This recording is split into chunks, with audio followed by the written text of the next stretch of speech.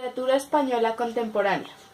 Laura Sofía Vargas Jiménez, Leslie Paola Torres Quintín, Juana Valentina Rojas Sánchez, Natalia Cortés Pérez. 10-4, jornada mañana, Colegio Marruecos y Molinos.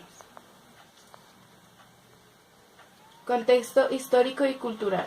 En 1945 se gesta la Guerra Fría, con la que se forman dos bloques, el socialista y el capitalista. Tras su fin en 1991, se inicia un proceso de globalización favorecido por el desarrollo de las comunicaciones y los sistemas informativos. El desarrollo histórico de España después de la Guerra Civil puede dividirse en tres periodos.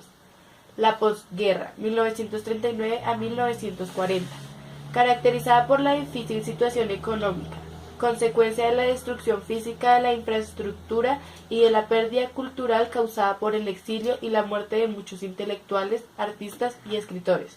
Estos hechos truncaron la posibilidad de un segundo apogeo literario guiado por los poetas de la generación del 27 y de los artistas de la vanguardia.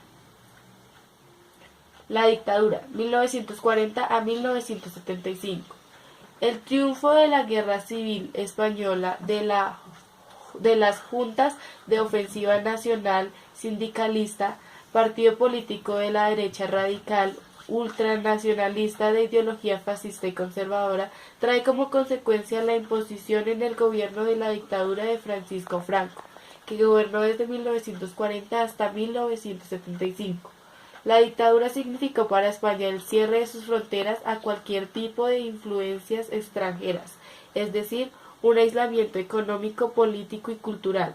Al mismo tiempo, la dictadura ejerció un control directo de todas las manifestaciones públicas de expresión, medios de comunicación, arte, literatura y educación. En este periodo existió una represión de identidades y lingüísticas dentro de España.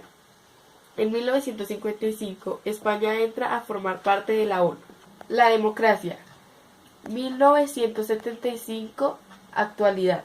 Antes de morir, Franco preparó las condiciones para la transición hacia una forma de gobierno representativo de corte democrático, encarnado en la figura del rey Juan Carlos I de Borbón.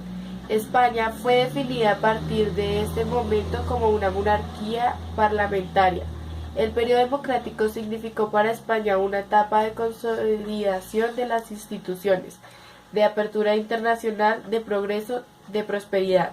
En 1978 se sanciona la Constitución Española, donde posteriormente se incluirá la Ley General de Educación en 1970 y la LODE en 1985, que hizo efectiva la escolarización de todos los españoles hasta los 14 años.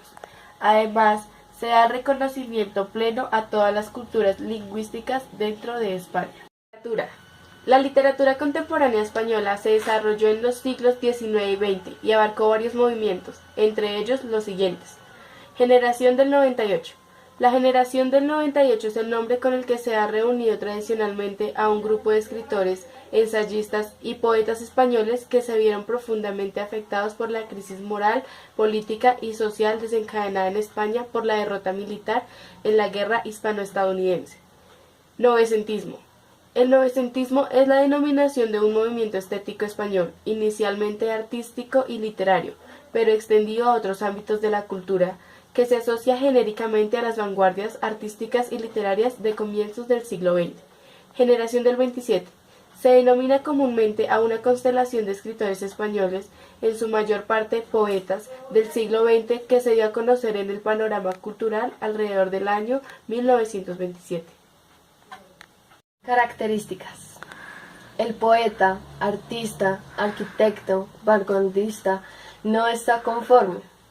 Como el pasado no le sirve, tiene que buscar un arte que responda a esta novedad interna que el hombre está viviendo, apoyándose en la novedad original que se lleva dentro. Se deben abandonar los temas viejos, ya que carecen de sustancia y no responden al hombre nuevo. En algunos movimientos hay una tendencia a ser plástica en la coloración de las palabras.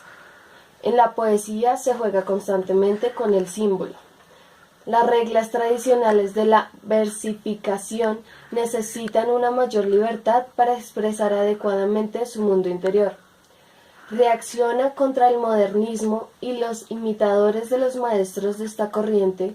Existen una conciencia social que los lleva a tomar posiciones frente al hombre y su destino.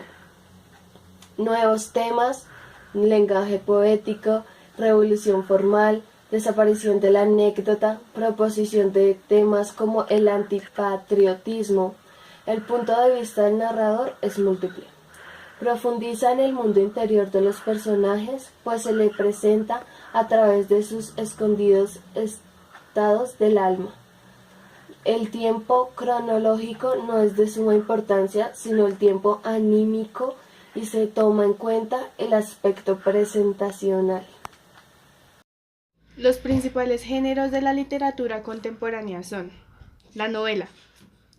Los novelistas suelen ambientar sus narrativas en espacios urbanos.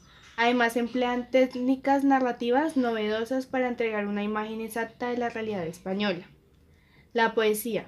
Las diversas propuestas poéticas se alimentan de las vanguardias, las lecturas personales, la experiencia individual, la vida urbana, las demás artes o la historia. El teatro. Trata de denunciar los problemas más importantes de la sociedad. La escenificación cambia, la actuación se moderniza. El director ocupa el lugar predominante de las puestas en escena y además podemos encontrar más lugares destinados a la representación teatral. El ensayo. Los escritores han encontrado en el ensayo el ámbito propicio para expresar sus ideas políticas y sociales. Autores principales: Luis Rosales, Granada, 1910 a 1992. Sus principales obras fueron La casa encendida en 1949 y Rimas en 1975. Dionisio Ridruejo, Burgo de Osma, 1912 a 1975. Sus principales obras fueron En la soledad del tiempo en 1994 y En 11 años en 1950. Leopoldo Panero, Ostorga, 1909 a 1962. Sus principales obras fueron Escrito a cada instante en 1949 y Antología en 1977. José Hierro del Real, Madrid, 1922 a 2002. Sus principales obras fueron Alegría en 1947, Cuánto sé de mí en 1957 y Libro de las alucinaciones en 1964.